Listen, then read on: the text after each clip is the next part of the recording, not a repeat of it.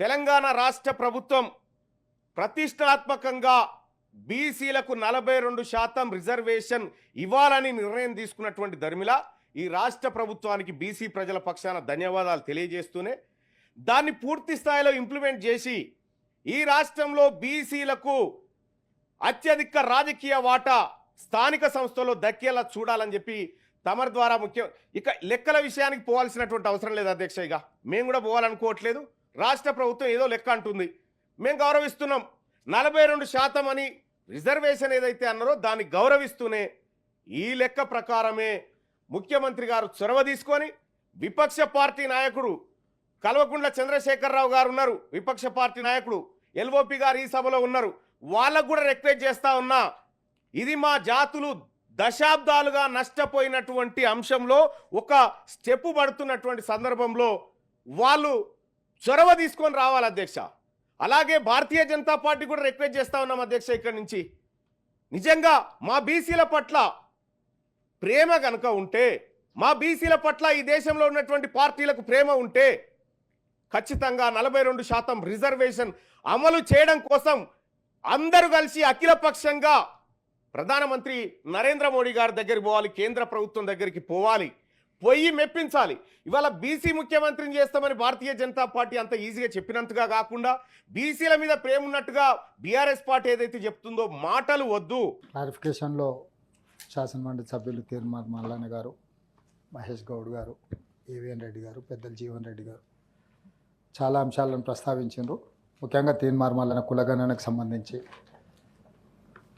1931 Britishers ఉన్నప్పుడు కులగణన జరిగితే దాదాపుగా 100 సంవత్సరాల తర్వాత మళ్ళీ ఈ ప్రభుత్వమే ఈ దేశంలో మొదటిసారి ప్రయత్నం చేసింది. మొదటి విడత చేసిన ప్రయత్నం ఇంకా కొంతమంది నమోదు చేయించుకోలేదు. మొదటి విడత చేసిన ప్రయత్నంలో 96.9% ఇందులో పాల్గొంటే 3.1% పాల్గొనలేదని రెండో విడత కూడా అవకాశం ఇచ్చి చేసినాం. 17 తారీఖు రోజు కులగణనకు సంబంధించిన పూర్తి స్థాయి చర్చ సభలో జరుగుతుంది. ఆల్రెడీ మనం 42% బలహీన వర్గాలకు రిజర్వేషన్లు ఇవ్వాలి అని, ఈ 42% రిజర్వేషన్లు అమలు జరగాలంటే మన దగ్గర లెక్క ఉండాలి. మనం చేసుకున్న లెక్కను మనమే తప్పు పడితే రేపు ఏ చట్టం ముందు, ఏ న్యాయస్థానం ముందు ఈ 42% రిజర్వేషన్ అనేది నిలబడదు. దయచేసి సహచర మిత్రులకు నేను చెప్పేది, ఈరోజు మనం చేసే ప్రయత్నం చాలా భగీరథ ప్రయత్నం. 42% పెంచడానికి అన్ని వర్గాలను కూడగట్టుకొని ముందుకెళ్ళాలనుకుంటున్నాను.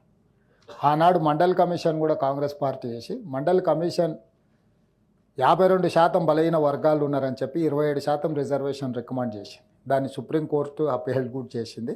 దాంతో ఈరోజు 27% రిజర్వేషన్. ఈ 27% రిజర్వేషన్ని ఈరోజు మళ్ళీ పెంచి 42%కి పెంచాలనుకుంటున్నాం. కాబట్టి ఈరోజు మొదట వచ్చే 42% తీసుకొని దాన్ని ఏ విధంగా ఇంకా ముందుకు వెళ్ళాలనో ప్రణాళికబద్ధంగా మనం ముందుకు వెళ్ళినప్పుడే బలహీన వర్గాలకు రాహుల్ గాంధీ గారు చేయాలనుకుంటున్న న్యాయం జరుగుద్ది. అందుకే దీనికి అందరినీ సహకరించాల్సిందిగా నేను కోరుకుంటున్నాను. ఇదే కాకుండా 30-35 సంవత్సరాల నుంచి ఎస్సీ ఉపకులాల వర్గీకరణ మీద కూడా ఎన్నో పోరాటాలు జరిగినాయి. ఇక్కడ ఉన్న సభ్యులందరూ కూడా దానికి ప్రత్యక్ష సాక్షి. ఈరోజు సుప్రీంకోర్టు తీర్పు నేపథ్యంలో మనం క్యాబినెట్ సబ్ కమిటీ వేయడమే కాకుండా 1 man commission, Shamim Akhtar commission వేసి వారు ఇచ్చిన నివేదికను తూచా తప్పకుండా ఈరోజు 15% ఎస్సీ రిజర్వేషన్లు కూడా 9%, 5%, 1%గా పంచి వర్గీకరణ ఉపకులాలకు కూడా పంచిపెట్టడం జరిగింది. ఈరోజు ఇది కూడా ఒక సామాజిక చైతన్యంతో కూడుకున్న ప్రతిపాదన. భవిష్యత్తులో జనాభా పెరిగినట్టుగా రిజర్వేషన్లు పెరిగితే మళ్ళీ ఆ దామాషా ప్రకారం వాళ్ళ రిజర్వేషన్లు కూడా పెరగడానికి అవకాశం ఉంటుంది. సభ్యులు ఈ సామాజిక సమీకరణల నేపథ్యంలో సామాజిక న్యాయం చేయడానికి ప్రభుత్వం ఏదైతే ప్రయత్నం చేస్తుందో నాకు ఇది ఒక గొప్ప అవకాశం అధ్యక్ష. ఎంతోమంది ముఖ్యమంత్రులు వచ్చిండ్రు పోయినారు, కానీ ఎవరికి ఈ రెండు వర్గాలను ఒకేసారి ఒకే సంవత్సరంలో వాళ్ళకి న్యాయం చేయడానికి అవసరమైన ప్రణాళికలను రచించడానికి నాకు గొప్ప అవకాశం వచ్చింది. దీన్ని మనం ముందుకు అందరం కలిసికట్టుగా తీసుకెళ్దామని కోరుకుంటున్నా. అదేవిధంగా కార్పొరేషన్లలో కేటాయించిన నిధులు, పెట్టిన ఖర్చు, వీటన్నిటిని కూడా తీన్మార్ మల్లన్న గారు ప్రస్తావించడం జరిగింది. నేను కూడా వారితో ఏకీభవిస్తున్నా. ముఖ్యంగా మోస్ట్ బ్యాక్వర్డ్ కార్పొరేషన్స్కి పేపర్ మీదనే కేటాయింపులు జరిగినాయి, నిధులు ఇది కాలేదు. అయితే గత 10 ఏళ్ళు అసలు అన్ని రకాలుగా అంటే అన్ని రకాలుగా ఉల్లంఘనలు లేకపోతే రకరకాల పరిస్థితుల వల్ల బడ్జెట్ తలకిందులై ఉన్నది.